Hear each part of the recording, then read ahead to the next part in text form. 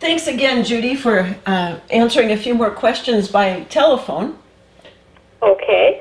Well, I have been a teacher for, I think, 26 years, both in California and here in Washington, and for a little stint in Oregon. I retired in 2005 at age 65.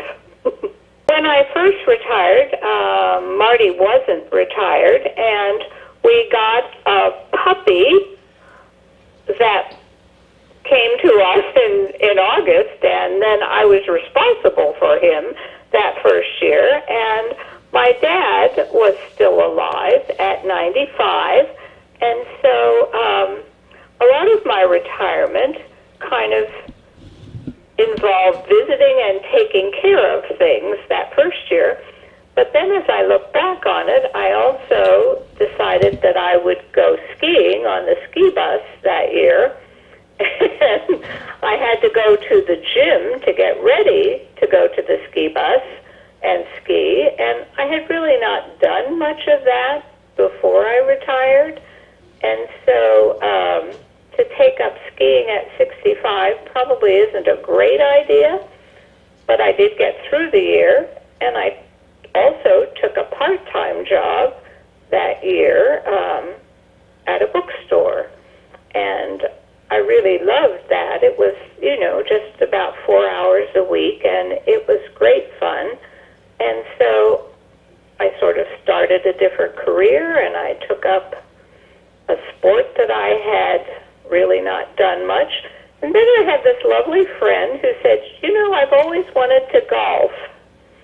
And I said, oh, gee, well, okay, I'll go with you. And we took golf lessons together.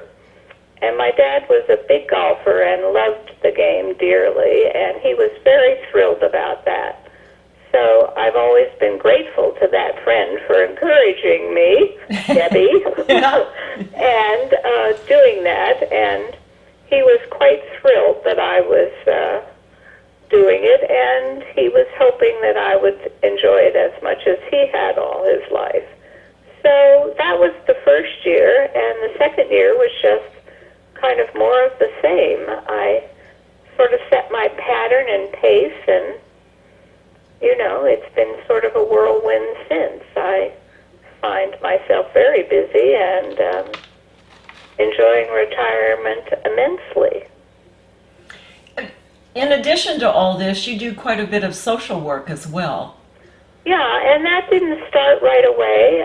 That first year, I had I had one friend that was going through a bout of chemotherapy with mouth cancer, and I would visit her frequently and take her shopping and that kind of thing. And then, I don't know, I started to get involved with a number of groups, and that just has grown since then.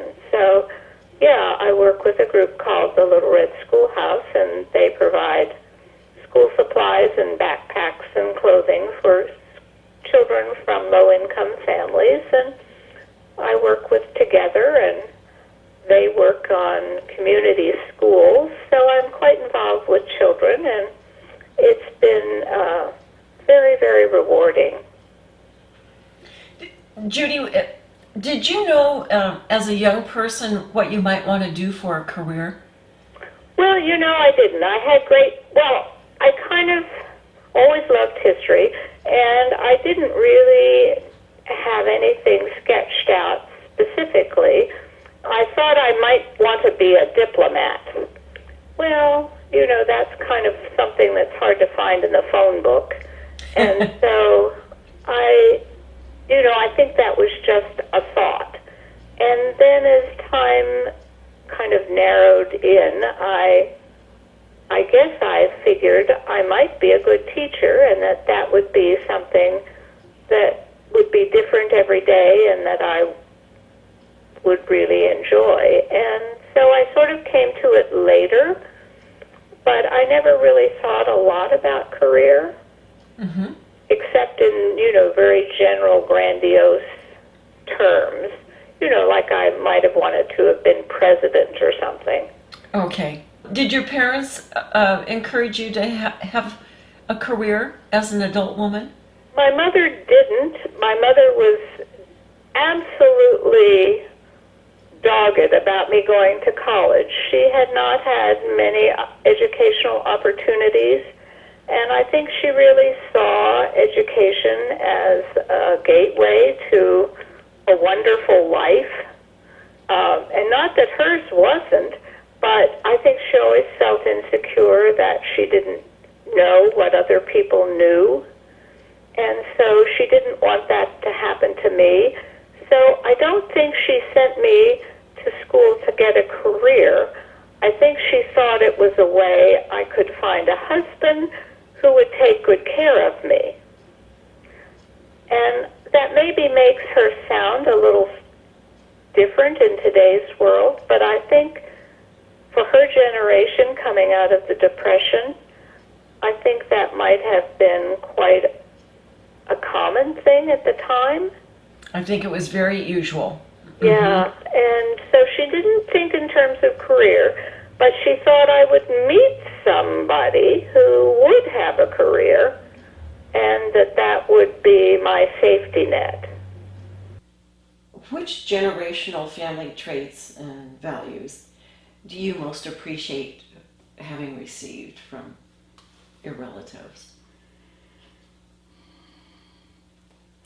Well, I think both of my mother's family and my father were very moral people. They had a real sense of what was right and what was wrong. And I think they were not self-righteous about things, but there were expectations and that I would treat people decently and fairly.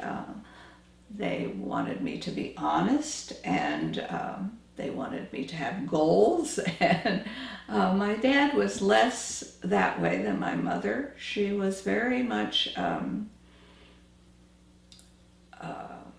driven by what she didn't have. And I think she wanted me to be educated and I don't know. Well, that's a ton that you Yeah, just told me. she was very fair, and she learned from life's experiences that, and in ways that a lot of people never do. It's true. Yeah. Okay, and is there anything else you would like to say? That's the end of my interview questions. Well, no, but one of the great insights I had in retirement, and when people talk about retirement and they say, gee, I don't know if I have enough money to retire. And I always say, you know, you'll never have enough money, so do it. And I think that can be very liberating to people. And maybe, you know, that maybe it's easy to say it when I have a pension, which a lot of people don't. And so, but I do believe that often you get advice that is not really the case, you know, and so you live and you never get to try. It's a shame, because I do think it's a wonderful time in people's lives, and can be, but health is the big divider, and if you're not healthy, it doesn't really matter, I think. Except it takes the burden off you having to get up and go to work. But, Yeah. I do think that health is the big issue. Thanks so much for doing this, Judy. It was really good. Well, it is fun to reflect. I'm more of a reflective person than I might have sounded like, but I think I've been very lucky, and things have come easily to me, and I have a lot of friends and a lot of connections, so I've enjoyed it. You're a planner, as you said. You're a Yes, list maker and I a have. planner. I was reading that self-starting is a good trait Oh. through your working years. but it's almost indispensable after you retire. Yeah, I think that's probably true, and I think women have an easier time with that than men. I don't know why. It just seems that men struggle more with retirement, and maybe they felt more important in their work. I don't know. But it does seem that self-starting makes a difference for people all their lives.